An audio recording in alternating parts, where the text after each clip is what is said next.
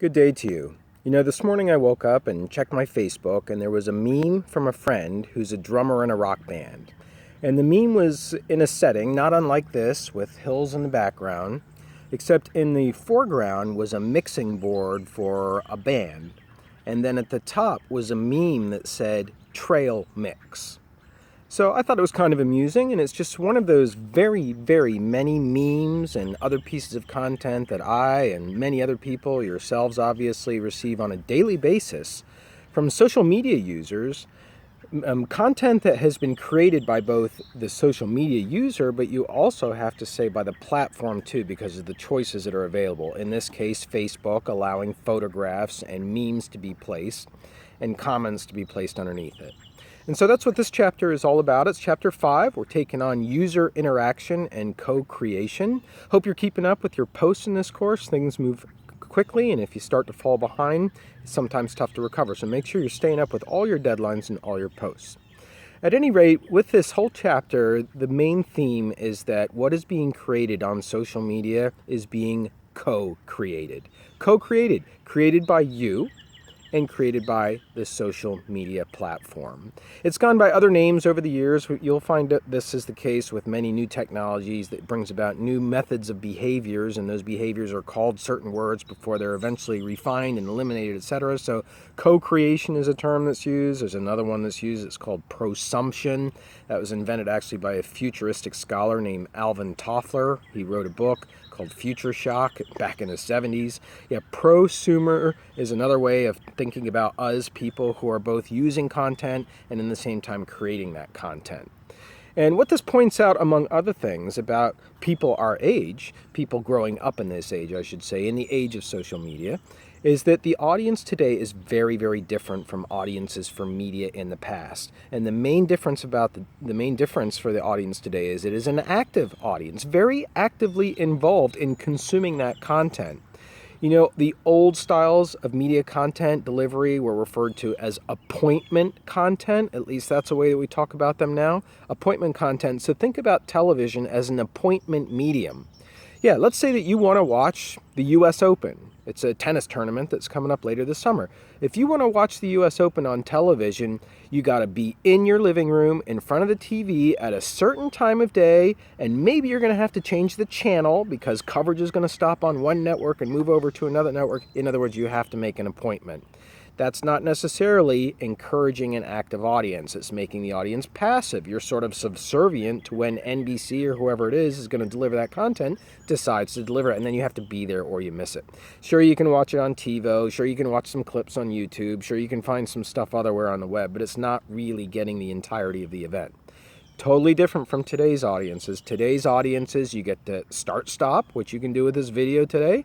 You can go looking for things that have been created on Netflix and play them back at your leisure. You can binge watch a whole season. It's an amazing capability that the audience has today to be actively involved in their media use, which is very much through social media. Although, as I mentioned in the last instructor video, even traditional media like radio and TV and newspapers, they are trying to become social media. They're trying to get people to tweet, to post on Facebook, to post photos on Instagram, to do blogs on Tumblr. They're trying to get people to push stuff out on their cell phones while they are listening to a radio song, while they're watching a TV show, while they are reading a newspaper article. That one's tougher to do. All right, so let's go into some of the main concepts in this chapter on co-creation. The first one that I want to get to, or the next one I want to get to, is crowdsourcing. Crowdsourcing is very interesting. It's the idea of creating knowledge through common, ordinary citizens, many citizens. In the old days, the model of the knowledge creators were people like me, professors, who would come to class and deliver a lecture from a book that I alone can understand because I have the skills and the training and the degrees. Similarly, in the news world, you had to get your news from reporters, somebody who'd been through 4 years of college degrees, somebody who has had experience in the field. Still very important, not at all meaning, by the way, to denigrate journalism or professorhood for that matter. But today there's an entirely different model of creating knowledge out there. It's due to this crowdsourcing. It's that people can join together and create a Wikipedia page. It's that people can go online like they did last night and I don't know if you've been hearing any about the Republican convention. It went on last night. And Melania Trump, Donald Trump's wife, spoke, and there's a lot of interest in her. She's a supermodel in her own right. She's very intelligent. She has a sort of an exotic background, being foreign. She spoke at the conference, and because of Twitter users, there is now an allegation that she borrowed many lines of her speech from Michelle Obama's speech at the Democratic convention when Barack Obama was running for president. Now, would a reporter have found that? I don't know, but Twitter users did. Are they right? I don't know about that either, but they're creating content through this idea of crowdsourcing, and that's what's happening today is people are joining together and they're creating knowledge on Wikipedia, on Twitter, on Facebook, everywhere really.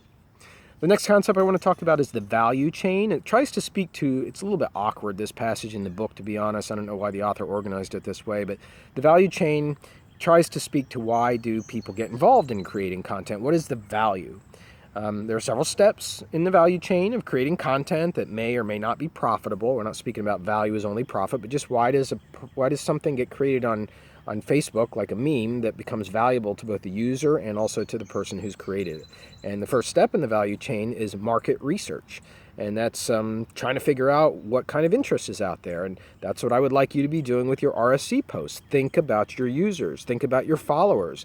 Many of you have brand new social media accounts, so you're still trying to ramp that up. How do you get more followers? How do you use your RSC posts to get more followers? Do your market research. Figure out who they are. Figure out what they want in life. Figure out what they're thinking about at this moment in the summer. And then try to appeal to them with your RSC post. Marketing research. Next step is design and innovation. Now that you have an idea, what are you going to do? This guy that posted this meme this morning, he definitely had some design and innovation based on his market research. He probably has a lot of friends like me who have a mutual interest in music. Since he's in a band, I love music, he knows that.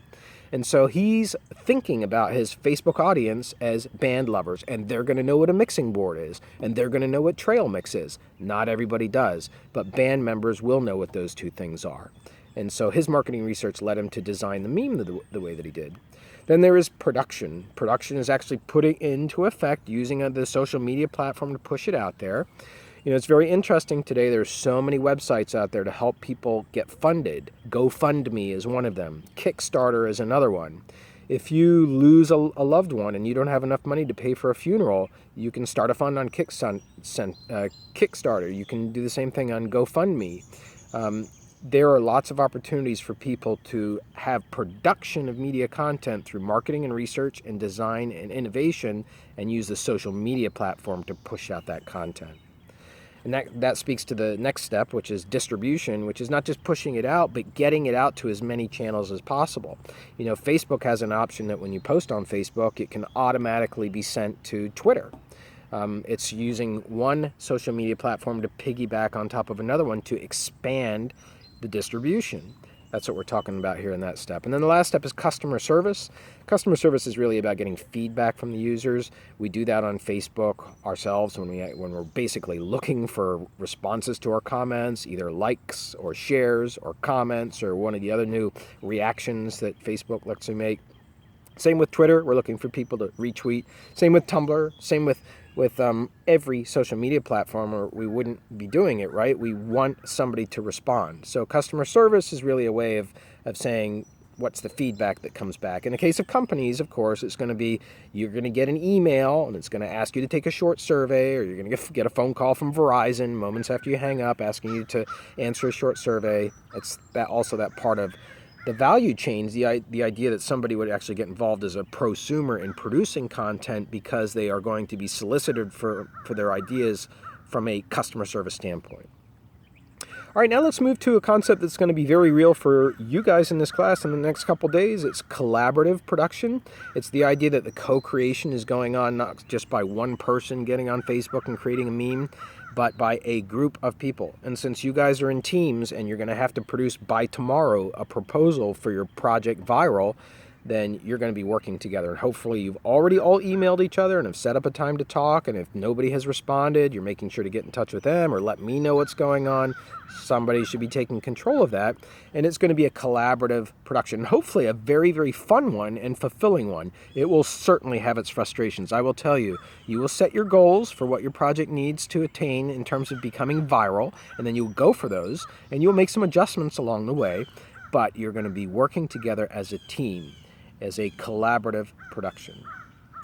Now let's go on to the final area that I want to discuss from the chapter readings today, and it's ethical concerns about co-creation.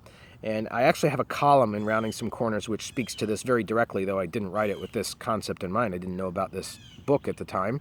And the column is called Advertising Your Body for Free. I think that's what it's called. I can't remember. A couple of you have already posted that and made comments on it, actually. But it basically speaks to this idea that we, the average everyday person, are willingly using our bodies to advertise for corporations for free. And somehow we believe that it's a status to wear ESU and some kind of mark of achievement in life to have a Nike symbol or some other emblem on your shirt, which also is an advertisement for a big company making a lot of money off of people finding out about Nike by seeing other people like me wearing shirts. And so that is one of the ethical concerns of co-creation, is you guys are creating content on a daily basis, and that content is being grabbed, it's being monitored, it's being reshaped, and then put back out there to sell a product or to sell a service. And you are getting none of the action, and you are getting none of the ownership rights, and you are probably getting very little, if any, recognition for creating that content. And you have lost control of the content once you put it on social media. Think about that. Think about how many millions of dollars, billions of dollars are being made every single day by the Cokes of this world, the Geicos, the Verizons, all the fast food companies. Think about how those companies are using your partially created content and you're not getting anything from it. And I don't just mean money here. I mean recognition and all those other attributes I talked about. It's pretty profound when you think about it. And so I know that some people, myself included, when we buy shirts that have labels on them, sometimes I try to cut them off. I take a razor blade and I cut them off. This one I make a little bit of an exception for because it's an institution that I work for and it is a nonprofit institution. I'm very bummed out about the Nike symbol on this shirt. I wish I could cut it out, but it would destroy the whole shirt. At least it's small, but maybe I subconsciously, when I talk to people in person, I'm doing stuff like this because I want to cover it up. It's one of the ethical concerns that I have. You should have your own. So that's going to wrap up today's chapter. Hope you have a great day.